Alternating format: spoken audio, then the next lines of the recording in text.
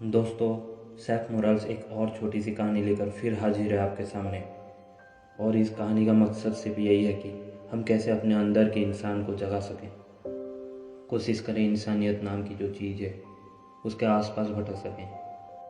एक कपड़ा शोरूम वाला बड़ी बेचैनी से रात कटने के बाद वो मुश्किल सुबह एक रोटी खा के शोरूम के लिए निकला। आज किसी के पेट में वो पहली बार लात मारने जा रहा था। ये बात उसको अंदर ही अंदर खा रही थी। जिंदगी में उसका यही फलसफा रहा कि उसके आसपास किसी को रोटी के लिए तरसना ना पड़े, लेकिन अब उसकी हालात ऐसी थी कि वो मजबूर था। 2 साल पहले ही उसने अपना सारा जमा पूंजी लगाकर एक छोटा सा कपड़े का शोरूम खोला था, मगर दुकान की सामान की बिक्री अब आधी हो गई थी। उसने अपने शोरूम में 2 लड़के और 2 लड़की को रखा था ग्राहकों को कपड़े दिखाने के लिए। लेडीज़ डिपार्टमेंट के दोनों लड़कियों को वो निकाल नहीं सकता था। एक तो कपड़ों की बिक्री उनकी ज़्यादा है और वो दोनों बहुत गरीब हैं। 2 लड़कों में से एक पुराना है, वो घर में एक लौता कमाने वाला है, और वो जो नया लड़का है विवेक, वो दुकान वाले ने उसी पर ही विचार किया, ये सोचते हुए कि शायद उसका एक भाई भी है जो एक अच्छी जगह नौकरी करता है और वो खुद भी एक तेज़ ज़रा और हंसमुख है, उसे कहीं भी काम मिल सकता है। लेकिन वो दुकानदार नहीं चाहते हुए भी हालात की मजबूरी से उसको एक वर्कर कम करना ज़रूरी था। अब यही सब सोचता हुआ वो अपने दुकान पे पहुंचा। चारों आ चुके थे। उसने उन चारों को बुलाया और बड़े ही उदास होकर उसने बोला, देखो दुकान की अभी की स्थिति तुम सबको पता है। मैं तुम सबको काम पे नहीं रख सकता। उन चारों के माथे पे चिंता की लकीरें मेरी इन बातों के साथ गहरी होती गई।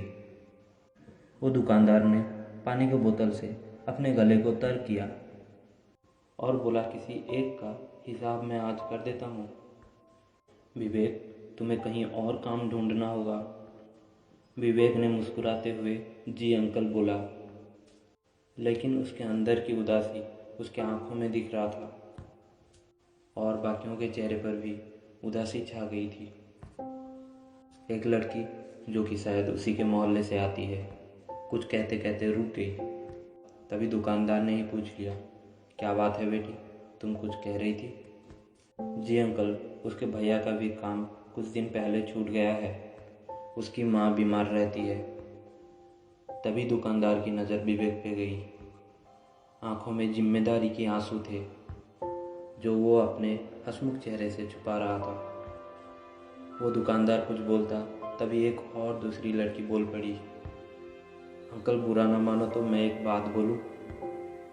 दुकानदार ने कहा, हाँ हाँ बोलो। देखो अंकल, विवेक को निकालने से अच्छा है आप हम सबके पैसे कमा दें।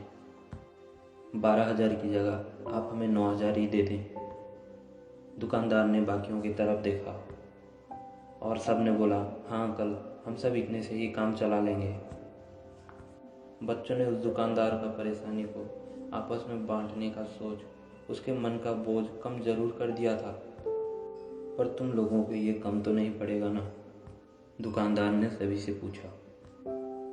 नहीं अंकल, कोई साथी भूखा रहे उससे अच्छा है हम सब अपना निवाला कम कर दें। उस दुकानदार के आंखों में आंसू छोड़ के सारे बच्चे वापस अपने काम पे लग गए और दुकानदार के नज़रों में उससे कई ज़्यादा बड़े बनकर। तो दोस्तों, कैसी लगी आपको ये कहानी?